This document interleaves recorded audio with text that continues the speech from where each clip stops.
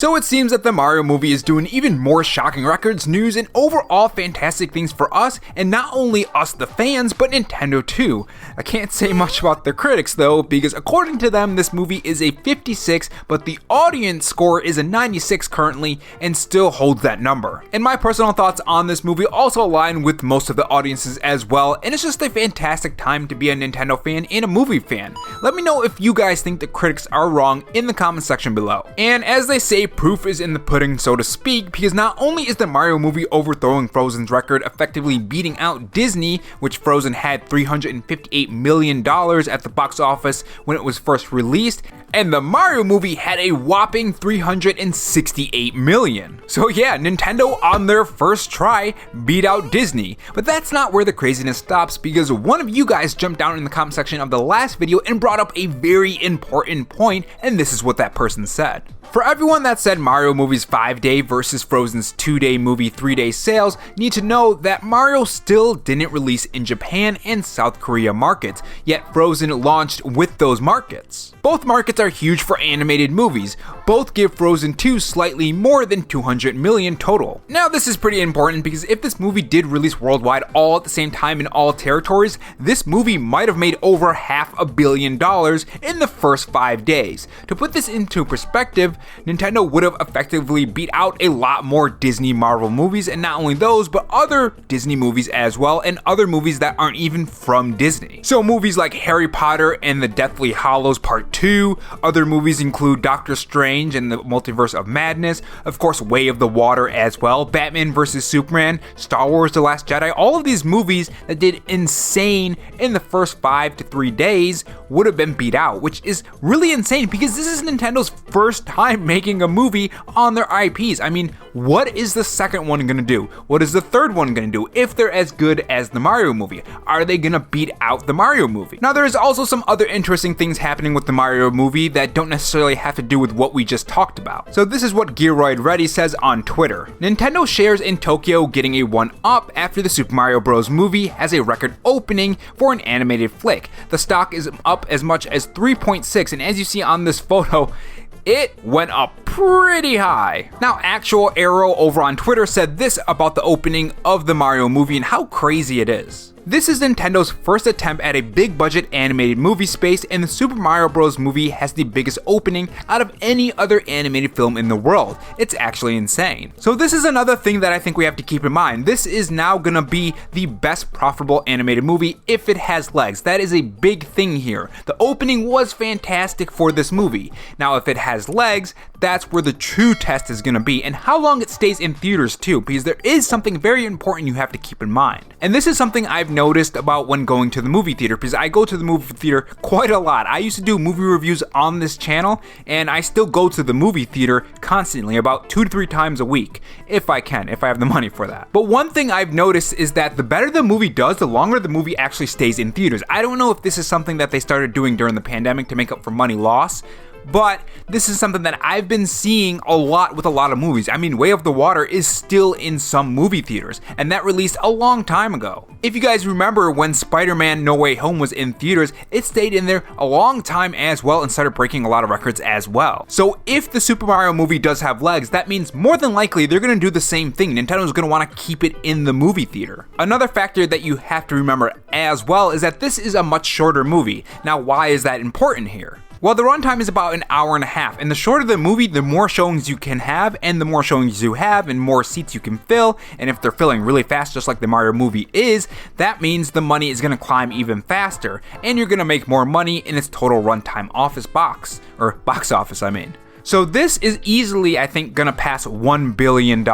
I think that has the potential, and I think it even has the potential to maybe even get close or even pass $2 billion. And if it does, if this movie passes $2 billion at the box office, Nintendo is gonna go crazy with Mario movies, Luigi's, you know what, a Luigi's Mansion movie would be amazing, but Anyways, I'm getting sidetracked. It's gonna be amazing. There is gonna be so many Nintendo IPs getting movies. Now, that's not where some of the news stops, because apparently, if you're wondering who is seeing this movie, what is the age demographic? You would think Illumination, animation is kind of geared more towards kids. There's gonna be a lot of kids seeing this, but no, that's not the case. 60% of buyers for the Super Mario Bros. Movie were between the ages of 18 and 34, and that's pretty interesting because, you know, the movie has a lot of things that were from the video game, so it makes a lot of sense as to why all of these people that are the age demographic of 18 through 34 are seeing the Mario movie, because it is very much geared towards kids, yes, but it's also geared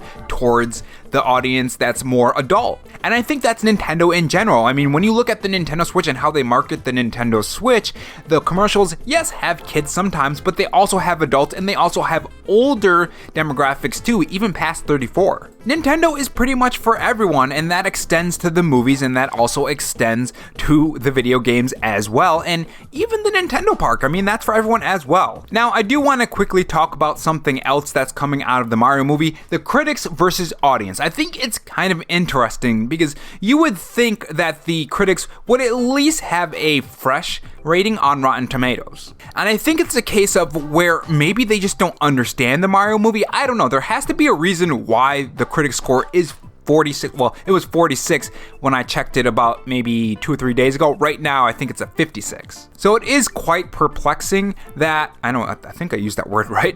It is kind of strange. I'm just going to use the word strange. It is kind of strange that it's so low compared to the audience score. And this has been happening for a lot of different movies. A lot of different movies tend to have a high audience score and a low critic score. And it's almost like the critics are almost out of touch, or maybe they're not really a video game fan, or maybe they're not an animation fan. It is really strange, and eventually I do want to make a video going through all of those Rotten Tomato reviews and giving my thoughts on their complaints on this movie and their opinions on this movie versus mine. Now, when it does come to the Mario movie, you really have to wonder what's going to happen after everything is said and done with this movie. Is Nintendo going to make more IPs with more movies? Are they going to extend to different audiences, different type of animation? Are they going to get other studios to do other IPs? It's going to be very interesting, because the Super Mario has earned the biggest opening in history of a video game adaptation as well. So that's another record it's breaking. So Nintendo is probably going to look at this and think, oh, this is big. We have a huge moneymaker here. We have to take this chance. And it really makes me wonder, what's the next one gonna be? Is it gonna be an animated movie in this universe, the Mario universe? Or is it gonna be another universe like Star Fox? Or are they gonna do a Kirby movie? And so on. Overall, guys, some very interesting news pieces for the Super Mario movie, and it's getting me really excited for the future of this. I mean, Illuminations did a fantastic job on this movie, and it's going to be interesting to see how they go forward, because if they can make a movie like this, what other things can they do with other IPs? I know a lot of people have their problems with the Minions and all that kind of stuff, but I really do wonder how well other movies are going to do going forward. Is the Mario movie going to help those out, or are people going to look at them in the same way they look at the Minion movies? Now, there is one last topic I do want to talk about. I want to talk about why this movie is doing well. Why are people attaching to this movie so well versus the critics and all that kind of stuff? And I think it's simply they've respected the source material. That is one thing that I've been saying for the longest time on these video game adaptations. They need to respect the source material. If you don't respect the source material, then the people who enjoy the source material are going to view this and look at it and think, what is this? This is not what I expected from a video game adaptation into movie for this IP. And the thing about this is that I really, really, really hope the people who are doing the Assassin's Creed TV show, because that is a thing, they're making an Assassin's Creed TV show, I hope they look at the Mario movie and look at the Last of Us TV show and how successful that was, and overall all the things that worked, like the Pokemon movie and the Sonic movie and all of these things that were successful, and think, oh, maybe we should stop trying to do things our way, our own way. You guys know what I mean. I mean, look at the Resident Evil movies. Stop trying to do your own thing and try to do your own thing within that universe, if that makes sense. The problem with a lot of these movies is that they go so far from the source material that it just ends up being something completely different from what people actually want in this movie.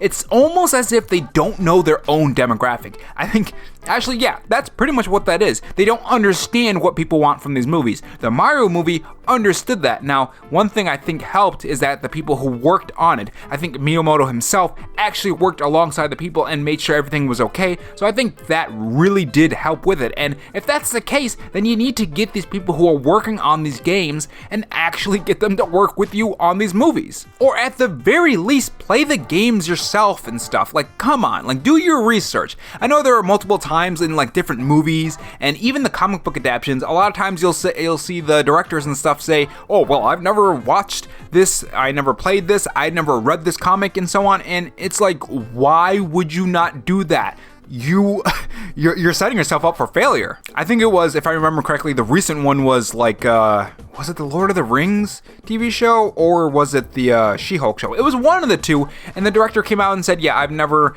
read the comic, and I'm like, this is gonna fail. This is not gonna be good. It's gonna be crap. But overall, guys, that's the last topic. Tell me what you guys think about this in the comment section below. What do you think about all the records it's doing? Have you seen it? What are your thoughts on the Mario movie? And overall, do you agree with the critics? Tell me in the comment section below, and I will see you guys in the next video. Take care.